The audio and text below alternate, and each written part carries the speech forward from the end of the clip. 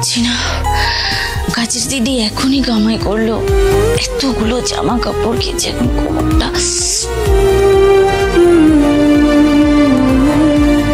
আরে এই প্যান্টটা এখানে কোথা থেকে আসলো?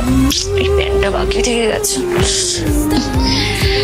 প্যান্টটা কখন এখানে রাখলো কে জানে। ভালো লাগে না এই শরীর নিয়ে, আমি আর পারছি না।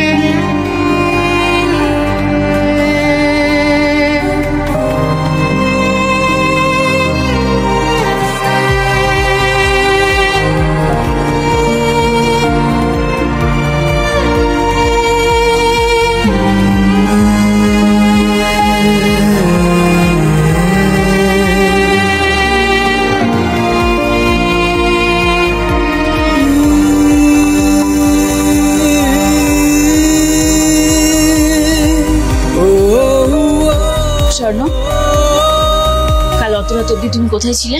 কেন, তোমাকে তো বলেইছিলাম যে আমার মিটিং ছিল। আচ্ছা, মিটিং ছিল? পাঁচতারা হোটেলে রাত 12:30 থেকে 2:30 পর্যন্ত কিসের মিটিং ছিল স্বর্ণ? এই তুমি কি আমার উপরে স্পাই করছো?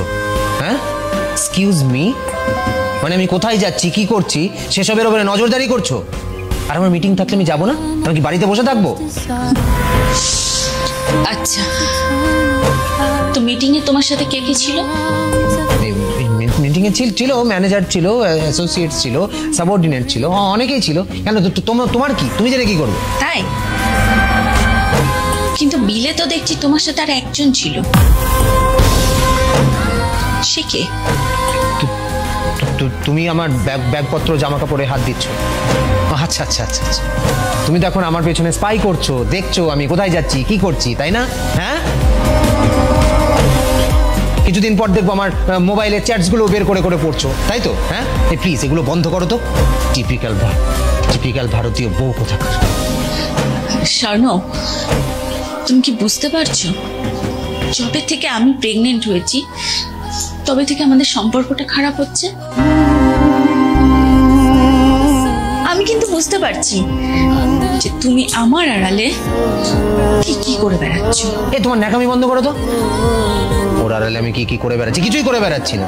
আরে ভাই, জাস্ট কাজের চাপ বেড়েছে তাই বাইরে কাজ করছি, ফিরতে দেরি হচ্ছে, এই জাস্ট, আর কিছুই না। কি করছো? আরে ভাই, আমার পেছনে স্পাইগিরি করা বন্ধ করো, বন্ধ করে না নিজের খেয়াল রাখো, ওই বাচ্চাটার খেয়াল রাখো। যত ভুলভাল কথা।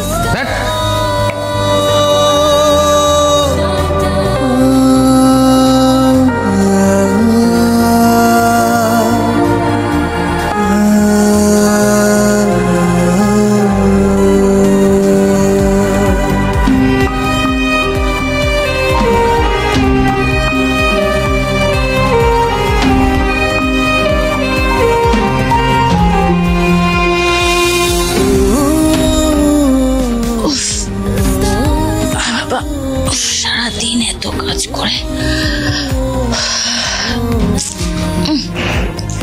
এটা আবার কি? আরে এই জামাটা এখানে কোথা থেকে এলো? জামা কাপড়গুলো পরবে আর এদিক ওদিক ছুঁড়ে ফেলে দেবে। তাই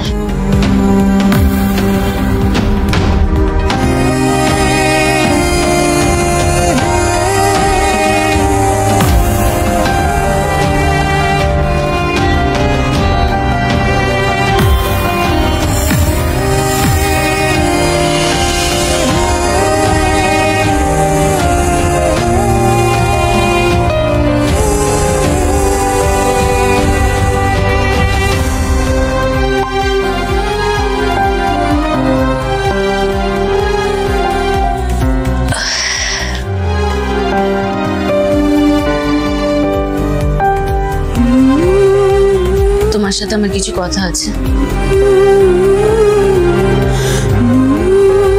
আমি বাচ্চাটার জন্ম দিতে চাই না।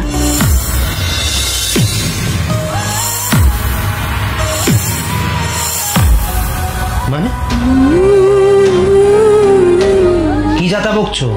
বাচ্চাটা রাখতে চাও না মানে? ভুলভাল বকছো কেন? যবে থেকে আমার বিয়ে হয়েছে তবে থেকে আমরা একটা পারফেক্ট লাইফ কাটাচ্ছিলাম, কিন্তু যেই মুহূর্তে আমি মা হলাম আমার জীবনটা তছনছ হয়ে গেল। আরে ভাই, কি হয়েছেটা কি? কি কি বলতে কি চাইছো? ফালতু কেন বকছো?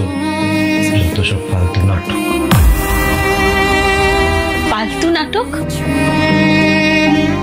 তোমার জামাই মেয়েদের এই লিপস্টিকের দাগ স্পষ্ট, এটাও ফালতু নাটক?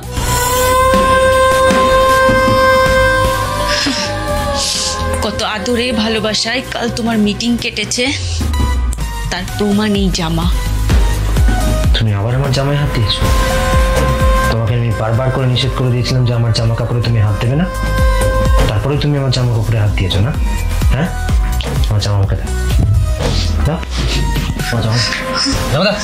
ছাড়ো জামাটা দাও। এটা এটা এটা কার লিপস্টিকের দাগ বলো আমায়? ছাড়ো।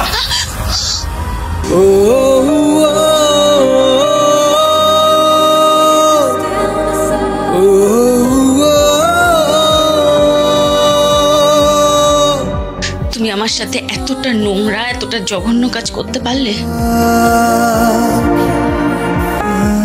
স্বর্ণ, আমার পেটে যে বাচ্চাটা রয়েছে সেটা তো তোমারও। শুধুমাত্র রাতের পর রাত আমি আমি আমি তোমার চাহিদা মেটাতে পারি না বললে তুমি তুমি অন্যান্য মেয়েদের সাথে, ছি! সত্যি কি মেয়েরা শুধু ভোগ্যবস্তু? তুমি তো সমাজের চোখে একজন পারফেক্ট হাজবেন্ড, ভালো চাকরি, বাড়ি, গাড়ি, স্টেটাস। বন্ধুরা বিপদে পড়লে তাদের বিপদে ছুটে যাও, পাড়ার লোক বিপদে পড়লে তাদের বিপদে ছুটে যাও। তারা তো জানে না তোমার এই আসল রূপটা, তোমার আসল চরিত্রটা। বাড়িতে তোমার প্রেগনেন্ট বউ তোমার শারীরিক চাহিদা মেটাতে পারছে না বলে তুমি হোটেলে গিয়ে নিত্য নতুন মেয়েদের সাথে তোমার শারীরিক চাহিদা মেটাচ্ছ। দেখো পূজা, আমার মনে হয় তোমার কোথাও একটা ভুল হচ্ছে, একটা মিসআন্ডারস্ট্যান্ডিং হচ্ছে। তুমি যেভাবে ভাবছো ব্যাপারটা একেবারেই সেরকম নেই। আমাকে একটা বলার সুযোগ দিলে আমি তোমাকে এক্সপ্লেন করতে পারতাম, কিন্তু তুমি সেই সুযোগটা আমাকে দিলে। আর এই সময় এরকম একটু হয়। এই সময়? ফাটের সময়? I mean, I am sorry, আসলে মানে আমি বলতে চাইছিলাম যে এই সময় তোমার উত্তেজনা ঠিক নয় আর কি। থাক, আমাকে নিয়ে না ভাবলে তোমার চলবে। কাল আমার বাবা মা এসে আমাকে নিয়ে যাবে, আমি তোমার সাথে আর থাকবো না। বাচ্চাটা হলে তোমাকে ডিভোর্স লেটার পাঠিয়ে দেবো। আমার বাচ্চার কোনো চরিত্রহীন বাবার প্রয়োজন নেই। কি বলছো তুমি পূজা এসব? হ্যাঁ, ডিভোর্স দেবে, বাচ্চা নিয়ে চলে যাবে, বাচ্চার বাবার যোগ্য নই, মা বাবা আসবে, কি কি সব উল্টোপাল্টা বলছো তুমি? আরে তোমার একটা বড় সড়ো কোথাও মিসআন্ডারস্ট্যান্ডিং হচ্ছে। আমি কিছু করিনি, আমি আমি আমি কমপ্লিটলি। আমাকে তুমি একটা সুযোগ দাও, আমি তোমাকে এক্সপ্লেন করছি, আমি তোমাকে বোঝাচ্ছি, তুমি আমায় একটা সুযোগ দাও প্লিজ। সেই যোগ্যতা তুমি হারিয়েছো। যদি ন্যূনতম তোমার লজ্জাবোধ থাকে আর একটা কথাও বলবে না।